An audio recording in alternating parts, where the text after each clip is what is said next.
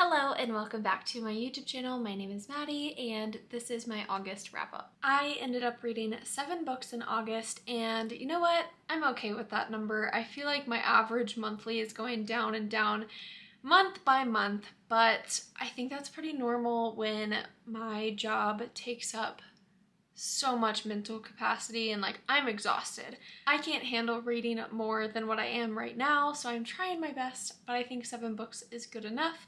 Like always in my wrap-ups, I'm going to start with the lowest rated all the way to the highest rated book of the month. All of the timestamps will be down below, so if you want to see the highly rated books, you can go towards the end of the video. Unfortunately, this is the second month in a row I have not had any 5-star reads. I haven't had one since June when I read Elsie Silver, I don't remember, Flawless maybe? No, the second one, whatever the second one is. But anyway, I haven't had a 5-star, didn't have one in August. I had a 4.5, but we'll get to that at the end, okay? The first book that I'm going to talk about was a 2-star read, The Ritual. I read this in this vlog right here. It was my 24-hour reading vlog. I bought this book with a friend at Barnes & Noble last month. It's been sitting on my TBR cart for no amount of time at all, and I just randomly picked it up. I liked the cover. I liked the synopsis and the summary on the back, but I just did not bond with the book itself. The writing style wasn't my favorite, but I've noticed I like smut. You guys know that. I really like spicy scenes and all of these sexy stuff in books, but I do not like it when it comes out like cheesy porn. That's exactly what this was. It was just very, very hard to look past some of the, not the tropes per se, I actually did really like some of the tropes in it, but I just did not like the way they spoke to each other, how cheesy it all felt. I don't know. I've just realized I don't think I'm into the erotic genre. I think I'm into romance, smut, and spice with plot. It needs to have a good plot. This plot just was not doing it for me. It got 2 stars. I don't really want to recommend anyone this book. I did not love it. I think it kind of falls into the same category as Haunting Adeline. The fantasy element in this is what I did appreciate. I'm not a kink shamer. I'm okay with all kinds of kinks, and the kink in this I actually did really, really like, but I just was not feeling it. Just the way it was executed, or any other way it was written, I would have liked it way better, but this one just rubbed me the wrong way. The Ritual, 2 stars. The next book, going to my 3-star category, was Year One by Nora Roberts. Let's just start with my expectations. Usually, and you guys know this, I don't read the back of the book. I just don't like it. Sometimes I do, sometimes I don't. It really just depends on my mood. I did not read the back of the book on this one. I just knew that it was fantasy. That's what I assumed. I was I'm gonna love it. It's fantasy from a romance author. It's gonna be great. Although the writing was great, it was not what I expected. I would say that it is less fantasy and more dystopian. It's about our world, a scenario kind of like COVID happens, where this kind of plague comes about the people and kills billions and billions of people off. The ones that are left do have magical abilities. So a lot of the people who did not die, the uncanny, I believe, is that what they're called? Yes, the uncanny are the ones who stayed alive after this plague. I was expecting more, I think, of the romance element because she is a romance author, so I think I went into it with a different view than what I got. And it's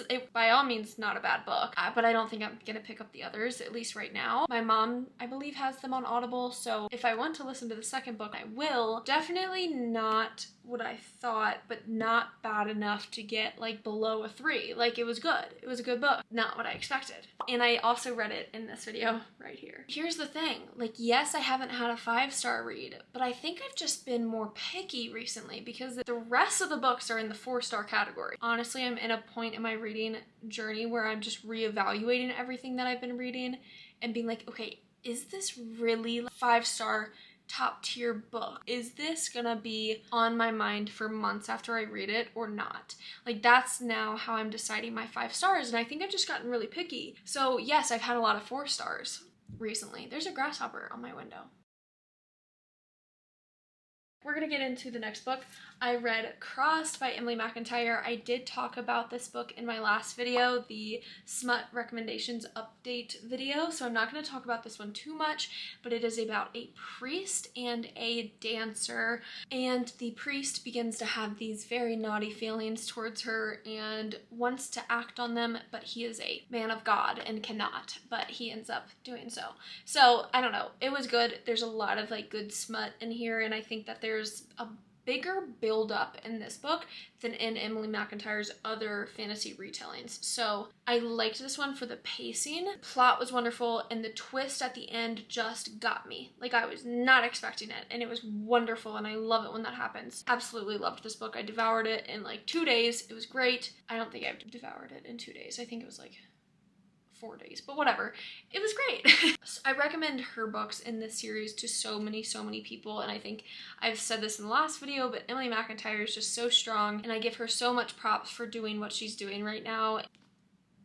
I love her. And he's like a serial killer, so cool. The next book I listened to on Libby, this is one of my few audiobooks this month. I do Happy Place by Emily Henry, and I gave this one 4 stars. Emily Henry, I love her. I love her books. If I were to rank them, it would be People We Meet on Vacation. Happy Place and Beach Read for me are like tied. I need to reread Beach Read because I don't really remember it. I read it 2 summers ago. Kind of has left my mind, if I'm being honest. So I believe those 2 would be second place, and then it would be Book Lovers. I feel like this group of characters was great, but it was more about the friend group than I think about the relationship. I really liked the 3 girl best friends. I loved them. They were funny. I liked their bickering and their banter, but I did not like the miscommunication. Now, it wasn't just like a 3rd act miscommunication. The whole book was just one big adult miscommunication. Like, just tell each other what happened. Like, these 2 people were actually engaged, and they broke off an engagement based off of a miscommunication.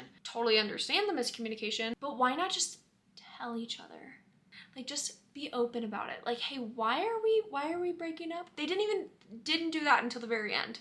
So that was the most frustrating part for me, but everything else was very light, fun, funny. I do find a lot of Emily Henry's humor a little dark, but really funny. I really like second chance romance too, and I would say this is a second chance romance.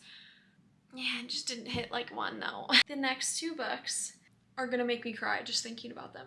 I gave Binding 13 as book 1, Keeping 13 as book 2. I gave Binding 13 4.5, and I gave Keeping 13 4. I did like the first book a little bit better than the second book. Not the biggest fan of these covers, but I know she's coming out with new ones. I'm just gonna hold one because these are some big old books. So honestly, I feel like a few months ago, if I read these, I would have given them 5 stars. But again, I feel like my tastes are changing, my rating and my scale. I'm becoming a little bit more picky with my books. Only reason these didn't get 5 stars. Look how dense this is. And there was so much repetitive dialogue, like as in, okay, let's just talk about what it's about. Johnny and Shannon, for real, like I could cry just thinking about them. Johnny plays rugby for his high school, but he is the best player in his age group and gets kind of like drafted up to the higher levels of rugby, and this is based in Ireland, just so you guys know. Shannon is new to his school. He ends up like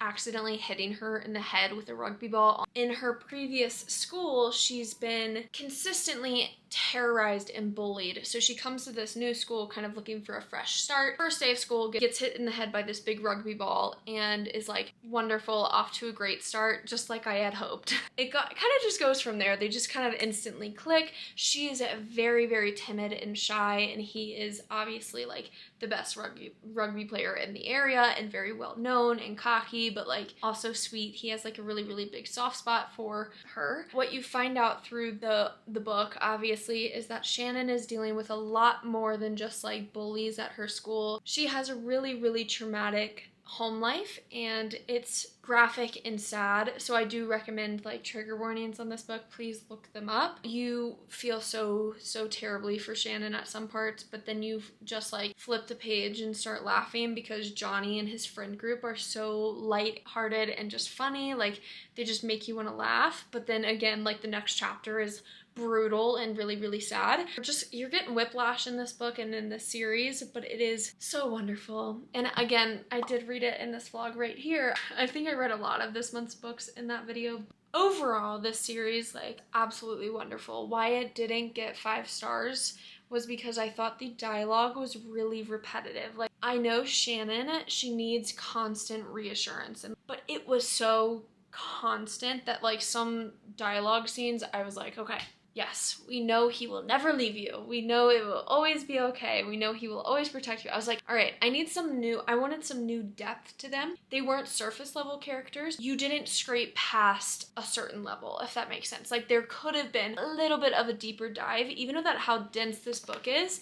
I wish there was a little bit more depth within the characters. Like I'm gonna reread this at some point. I didn't tab or annotate at all. Actually, that's a lie. I underlined some things. I want to go through and tab it, so I absolutely will reread this. So it's definitely up there. It just didn't quite impress me like I thought it would. Oh my god, is that it? 1, 2, 3, 4, 5, 6. I only have one more. Now this one I'm not even gonna really talk about because it's the beginning of my reread of A Court of Thorns and Roses, and I went into so much depth. I just want to show you. Can you guys see that? I went so incredibly hard on the annotations of this book. Like, I have sticky notes with like summaries. I've got like the tabbing and the underlining, like the amount of depth I went into this reread, I never thought I would for a book, but I did. And now I'm almost done with A Court of Mist and Fury. I actually plan to finish it today, and I'm filming the whole experience. So if you are a Sarah J Maas or ACOTAR fan, then you guys can wait for that video to come out. It's gonna be probably my longest video ever because I'm reading the whole A Court of Thorns and Roses series in one video. And then I'm gonna do the same thing for Throne of Glass and Crescent City. So all leading up to the big CC3.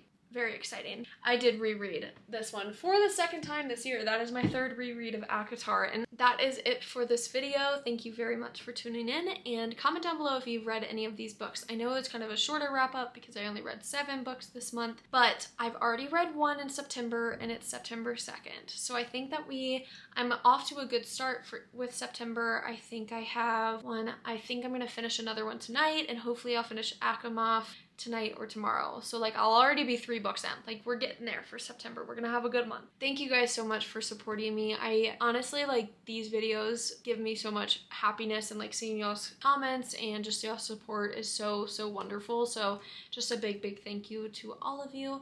I will see you guys in the next video. I think it's another recommendation video. I don't remember, but stay tuned. I will see you then.